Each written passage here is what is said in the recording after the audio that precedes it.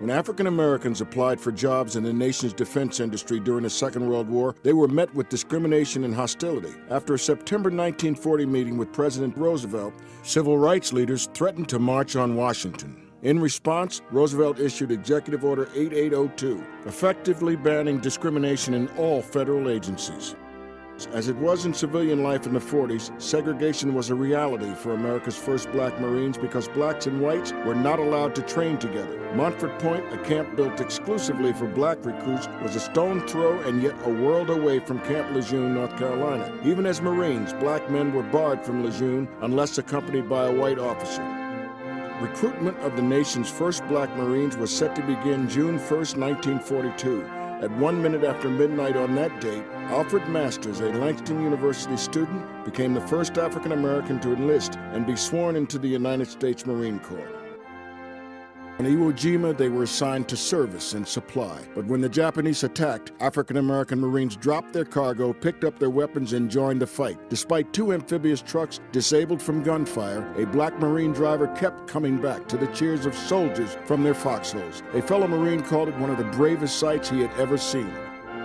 And Congresswoman Corrine Brown from Florida sponsored a bill to award the Congressional Gold Medal to the Montford Point Marines. It passed unanimously in the House and Senate. On November 23, 2011, President Barack Obama signed the bill into law. Semper Fi, the men proclaimed as they spoke of their struggles and their gratitude. The highest civilian honor in the land is well deserved for their historic service.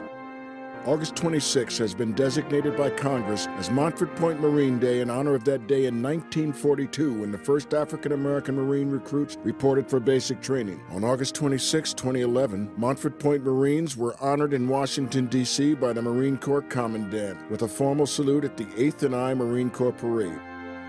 Gilbert Hashmark Johnson was a veteran of both the Army and the Navy and one of the first African Americans to enlist in the Marine Corps. Johnson was also one of the Marine Corps' first African American drill instructors. In 1974, the Marine Corps renamed the Montford Point camp as Camp Gilbert Johnson, the only military facility in the country named for an African American. As many modern Marines would attest, they owe a debt of gratitude to the Montford Point Marines. At a time when many expected and even hoped they would fail, the men of Montford Point succeeded. From their segregated beginnings in 1942 to battles with foreign enemies and racism at home, they persevered.